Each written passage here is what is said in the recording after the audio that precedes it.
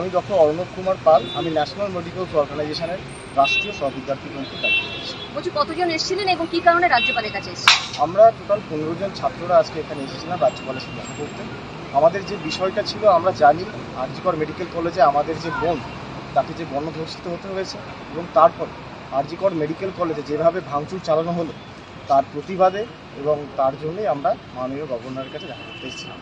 মানে কি চাইলেন গভর্নরের কাছে? আমাদের কাছে যেগুলো দাবি ছিল, অবিলম্বে পশ্চিমবঙ্গের সমস্ত মেডিকেল কলেজ এবং হসপিটালে কেন্দ্রীয় বাহিনী নিয়োগ করতে হবে এবং মাননীয় রাজ্যপাল যেমন গতকাল আরজিকর মেডিকেল কলেজ পরিদর্শনে এসেছে, আমরা চাই আমাদের ন্যাশনাল মেডিকেল কমিশন তাদের যারা কার্যকর্তা আছেন তারাও সশরীরে আরজিকর মেডিকেল কলেজে আসুন এবং তারা ছাত্রছাত্রীদের সাথে কথা বলুন, তারা কি পরিস্থিতির মধ্যে দিয়ে যাচ্ছে তাদের সাথে কথা বলুন।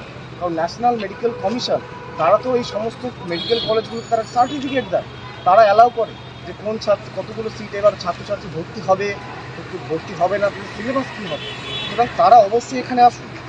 এবং আমাদের দ্বিতীয় দাবি ছিল অবিলম্বে আরজিকরে সুস্থ নিরাপদ কর্মপরিস্থিতি তৈরি করার জন্য এনএমসি যারা কার্যকর্তা আছেন তারা উপযুক্ত সংশোধনমূলক ব্যবস্থা নিন এবং আরজিকরে যে মধ্যরাতে যে ন্যক্কারজনক ঘটনা ঘটেছে সেই ঘটনাতেও আমরা সিবিআই তদন্তের দাবি জানাচ্ছি।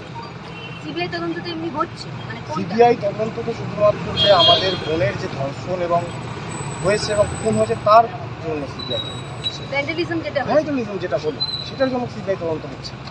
আমরা চাই যে সেই যে ঘটনা সেটারও চার্জ সিবিআই নিক এবং এই ঘটনার প্রকৃত তদন্ত হোক এবং সেই প্রকৃত ঘটনা থেকে তদন্ত থেকে দোষীরা খুঁজে বের হোক। কারণ কী উদ্দেশ্য নিয়ে তারা আরজিকর মেডিকেল কলেজে এসেছে? তাদের উদ্দেশ্য কি ছিল যে ঘরটিতে যে ক্রাইম সিন সেটাকে ধ্বংস করা? সেটা জানার খুব প্রয়োজন আছে এবং আমাদের মনে হয় এর জন্য সিবিআই তদন্তের আমরা দাবি জানিয়েছি। আমাদের তৃতীয় দাবি ছিল আরজিকরে যে পরশু রাতে যে ন্যক্কারজনক ঘটনা ঘটলো তার জন্য ছাত্রছাত্রীরা হোস্টেল ছেড়ে পালিয়ে গেছে, যারা ছুটি স্টুডেন্ট তাদেরকে যাতে আবার হোস্টেলে ফিরে আসতে পারে তার ব্যবস্থা করা হোক এবং তার পর্যাপ্ত নিরাপত্তা তাদেরকে প্রদান করা হোক। এবং আমরা চাই স্বচ্ছ এবং নিরপেক্ষ পরিপ্রেক্ষিতে সিবিআই দৈনিক আপডেট এবং কি প্রোগ্রেস হলো তার রিপোর্ট অ্যাটলিস্ট ডেলি বেসিসে আমাদের সামনে তুলে ধরুন। এবং আমাদের তৃতীয় দাবি ছিল ভারত সরকারের কাছে যারা অবিলম্বে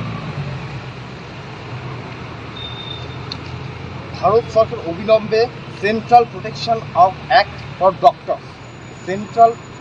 অ্যাক্ট ফর ডক্টর এটা ইমিডিয়েটলি লাগু করুক অর্ডিন্যান্স। তার বিভিন্ন ইস্যুতে তারা অর্ডিন্যান্স রাখে, তো আমরা চাই সেন্ট্রাল গভর্নমেন্ট এটাতে একটা অর্ডিন্যান্স আনুক এবং immediately central protection act for doctor সেটাকে ইমপ্লিমেন্ট। তো রাজ্যপাল কি বললেন যে এতগুলো যে আপনার দাবি রাজ্যপালের কাছে আমরা যে দাবিগুলো জানিয়েছি সেই দাবি উনি যথাযথভাবে সেগুলো শুনেছেন, গভীর মনোযোগ দিয়ে শুনেছেন এবং তিনি বলেছেন তিনি তার ক্যাপাবিলিটিতে এগুলো সম্পূর্ণ সংশ্লিষ্ট অথরিটির কাছে এগুলো তুলে ধরবেন। এবং রাজ্যপাল এটাও বলেছেন যে আমাদের যদি কোনো ছাত্রছাত্রী কোনো মেডিকেল কলেজে যদি আনসেফ ফিল করে তাহলে আমাদের রাজভবনের যে হেল্পলাইন নাম্বার আছে সেই হেল্পলাইন নাম্বারে ফোন করে রাজভবনের অফিসিয়াল গেস্ট হিসাবে থাকতে পারে এবং মাননীয় রাজ্যপাল তিনি রাজভবনের যে আমাদের গেস্ট হাউস সেটাকে খুলে দিচ্ছে। বলছি একটা বিষয়, আপনারা কি কোনো রাজনৈতিক করছি না, ন্যাশনাল মেডিকেলস অর্গানাইজেশন এটা জাতীয়তাবাদী একটি ডাক্তার এবং ছাত্রছাত্রীদের অর্গানাইজেশন যারা বিগত 49 বছর ধরে ভারতবর্ষের বিভিন্ন প্রান্তে তারা সেবা করে আসছে।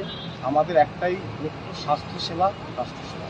কোথায় আপনারা সকলে মানে করছেন, কোথায় মানে আপনারা কি চিকিৎসা করছেন, মানে জুনিয়র ডাক্তার কি প্রত্যেকে? আমি ব্যক্তিগতভাবে আমি এমএস অর্থোপেডিক্স পড়াশোনা করছি, সেকেন্ড ইয়ারের ছাত্র, রামকৃষ্ণ মিশন সেবা করছি। আর প্রত্যেকেই তারা ডাক্তারি ছাত্র বা তারা হসপিটাল করছে বা